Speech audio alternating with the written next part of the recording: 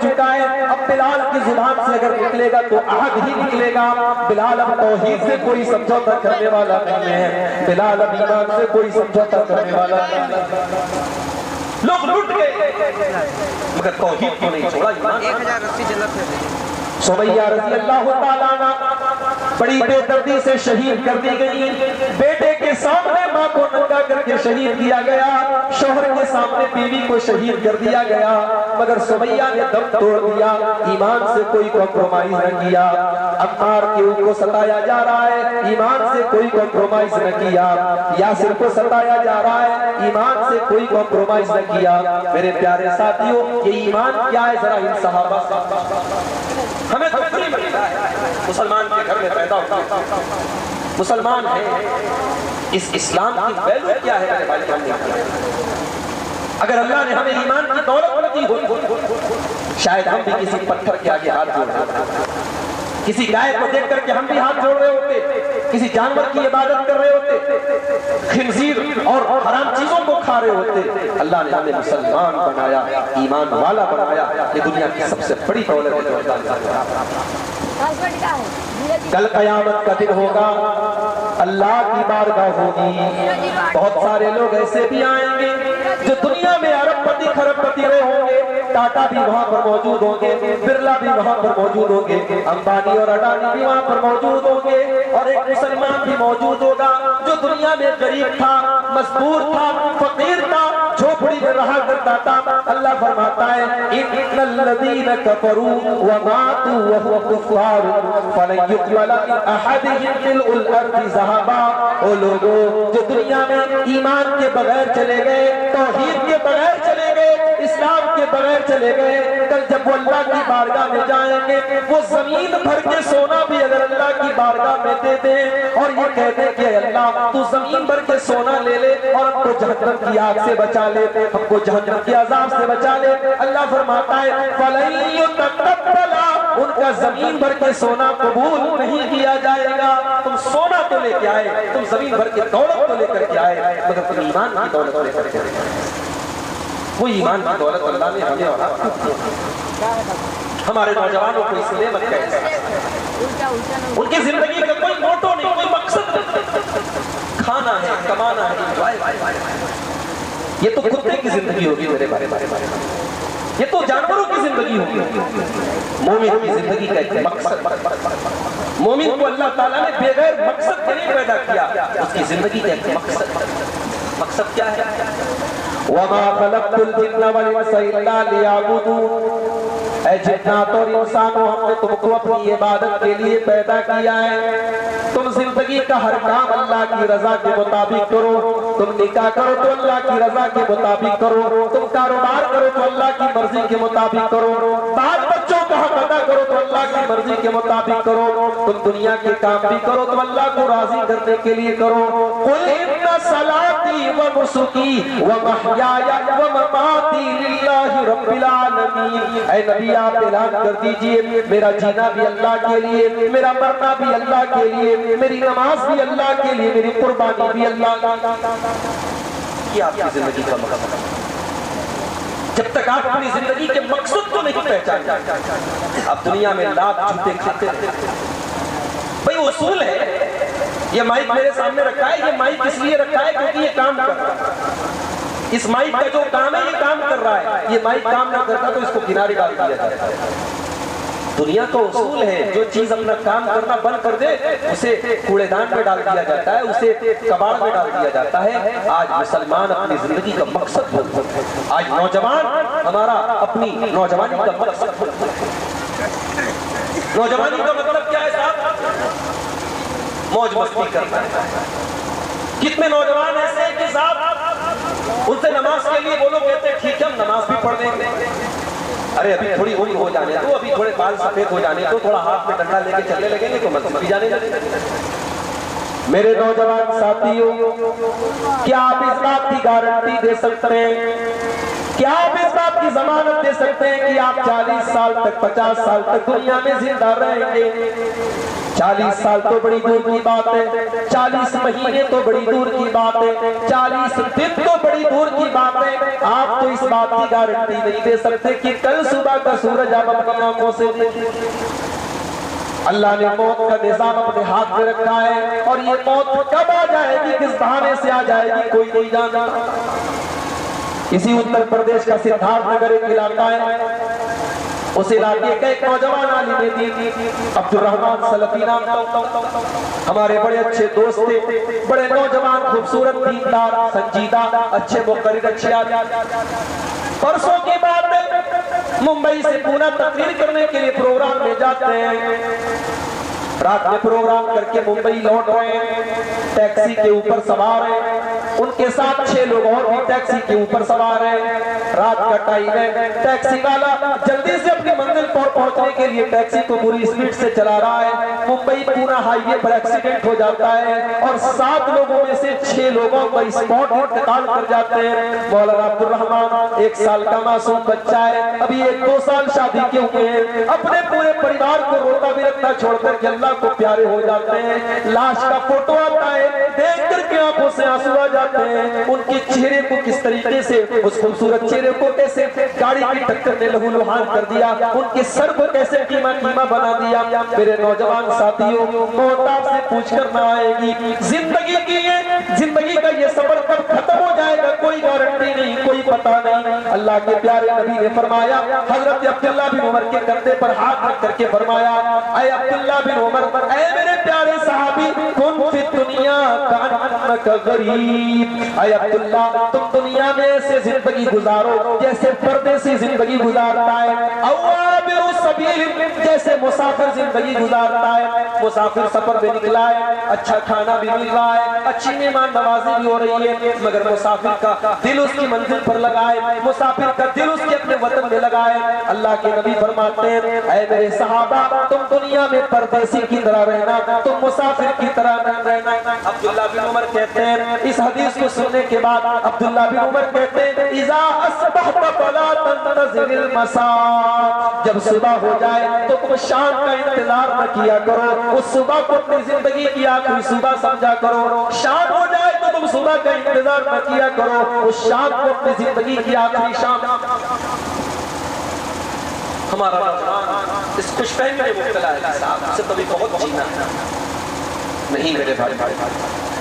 जवानों के जनाजे इस वक्त ज्यादा होता है। इलाहाबाद आपसे ज्यादा दूर नहीं है। 1 साल इलाहाबाद, 1 साल पहले मेरा प्रोग्राम था, एक बिल्कुल नौजवान लड़का 20-22 साल का, डॉक्टर मोहसिन नाम था उसका, मेरे पास आता है, मुझसे दुआ सलाम करता है, मेरे साथ फोटो लेता है, मुझे अपना मोबाइल नंबर भी देता है। बड़ा मिलनसार है, बड़ा मुखलिस है, कौम का दर्द उसके दिल में है। 1 साल पहले की बात है और 1 हफ्ता पहले उसका मैसेज आता है, मौलाना साहब डेंगू हो गया है, हॉस्पिटलाइज हो गया, मेरे हक में दुआ करना। उसका मैसेज आता है, मैंने दुआ भी अल्लाह की बारगाह में की, अल्लाह उसको ठीक कर दे। 3 दिन के बाद मैसेज आता है, डॉक्टर मोहसिन, अल्लाह को प्यारे इंसान हॉस्पिटलाइज होता है, बीमार होता है, और कब उसकी सफर आखिरत की घड़ी आ जाती है मेरे भाइयों कुछ पता नहीं। मेरे नौजवान साथियों, इस उम्मीद में तुम अल्लाह के कामों को कल पे टाल देते हो। कल किसने देखा है? जिस कल के ऊपर तुम नमाज को टाल देते हो, वो कल किसने देखा है? तुम गाने सुन रहे हो, तुम मोबाइल पर नकी तस्वीरें देख रहे हो, तुम मोबाइल पर गैर लड़कियों से चैटिंग कर रहे हो। सोचो अगर उसी हाल में तुम्हें मौत आ गई, उसी हाल में तुम अल्लाह के पास चले गए। अल्लाह के नबी फरमाते हैं, युबासु कुल्लु अब्दिन अला मा माता अलैहि, बंदा जिस हाल में मरेगा उसी हाल में कल कयामत के दिन उठाया जाएगा। क्या तुम पसंद करोगे तुम नंगी तस्वीरें देखते हुए कल कयामत के दिन उठो? क्या तुम पसंद करोगे तुम शराब पीते हुए कल कयामत के दिन उठो? क्या तुम पसंद करोगे तुम ज़िना करते हुए कल अल्लाह की बारगाह में उठो? कुल्लु अब्दिन युबासु अला मा माता अलैहि, बंदा जिस हाल में मरा है उसी हाल में उठाया जाएगा। हमें और आपको अपने हुस्न खातिमा की दुआ करते रहना चाहिए। किस हाल में इंसान को मौत आ जाए।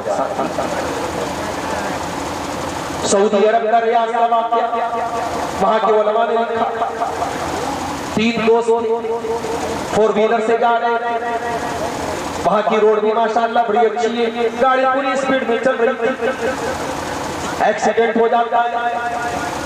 3 नौजवान दोस्तों का एक्सीडेंट हो जाता है, 2 तो फौरन इंतकाल कर जाते हैं, 1 बच जाता है, आखिरी सांसें ले रहा है। जब वहां के शुर्तुल गुरूर वाले, जब वहां के ट्रैफिक पुलिस वाले वहां पहुंचते हैं, जो 1 नौजवान बचा था आखिरी सांसें ले रहा था, वो ट्रैफिक पुलिस वाले उससे पूछते हैं कि ये हादसा किस तरीके से हुआ, तुम्हारा नाम क्या है, तुम्हारा पता क्या है।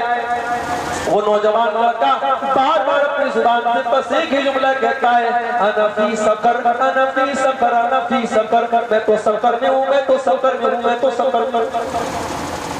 ट्रैफिक पुलिस वाले इसका मतलब नहीं समझ पाए। उन्होंने इलाके के आलिम से पूछा, क्या बात है, ये मरने के टाइम अनफी सफर कह करके क्यों जा रहा है दुनिया से। आलिम दीन ने कहा, इसका जवाब तुम्हें कुरान के 29वें पारे में मिलेगा। कुरान का 29वां पारा उठाओ, अल्लाह फरमाता है, जब जन्नती जन्नत में चले जाएंगे और जहन्नमी जहन्नम में चले जाएंगे तो जन्नती जहन्नमियों से सवाल करेंगे, मा सलककुम फी सकर, ऐ जहन्नमियों तुम जहन्नम के अंदर क्यों चले गए, तुम सकर के अंदर क्यों चले गए। तो जहन्नमी जवाब देंगे, कालू लम नकु मिनल मुसल्लीन, हम नमाज नहीं पढ़ा करते थे।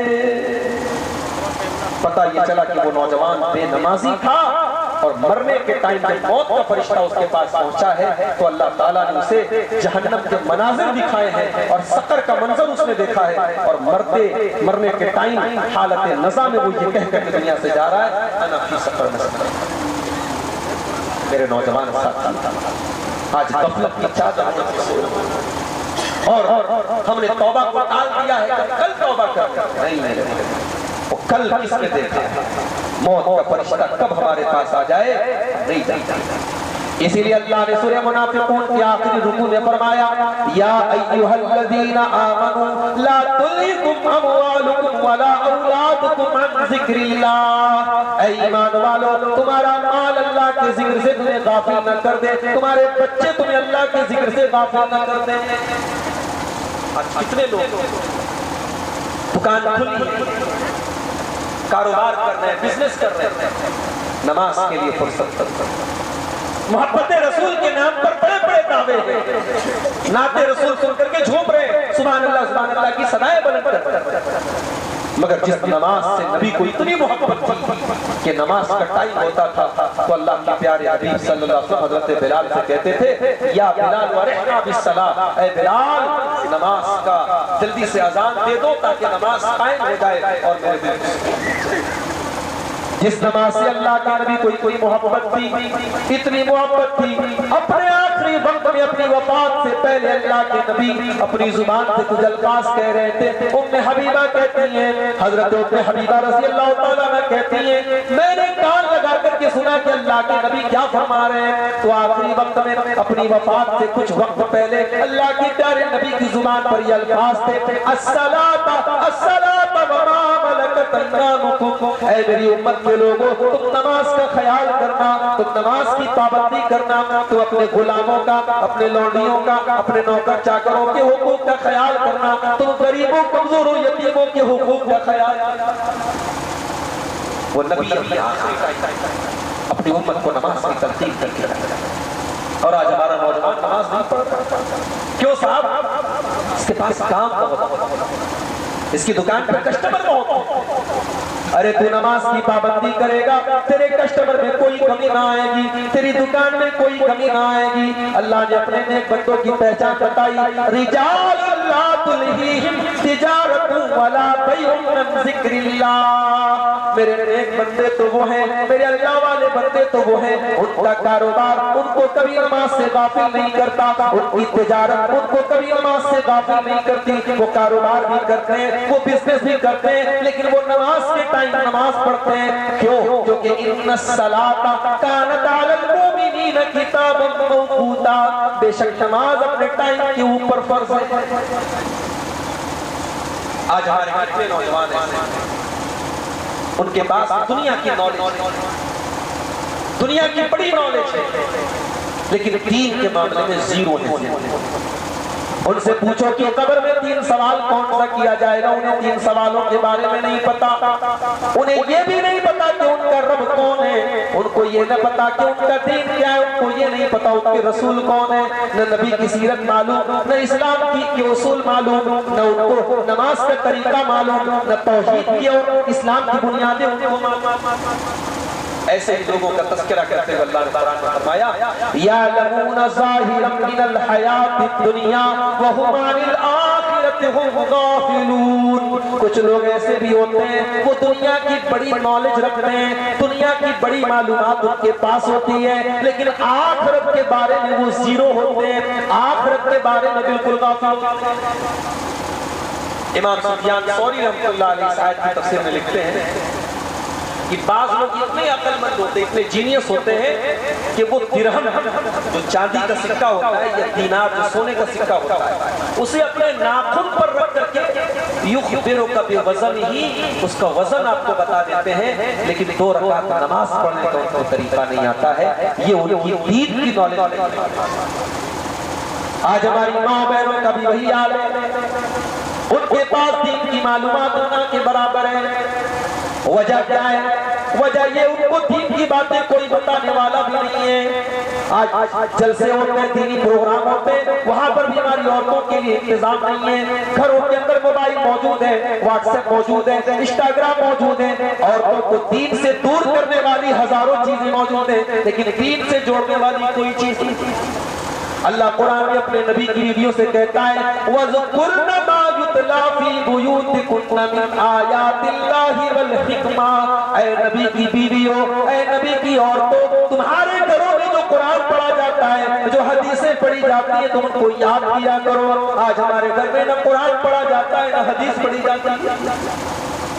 मेरी माँ हमारी प्यारी माँ अम्मा आयशा भी तो एक औरत थी, अम्मा आयशा भी तो एक खातून थी। एक औरत होने के बावजूद अम्मा आयशा ने 2210 हदीसों को याद किया। हमारे कितने उलमा को 2200 हदीसें याद नहीं?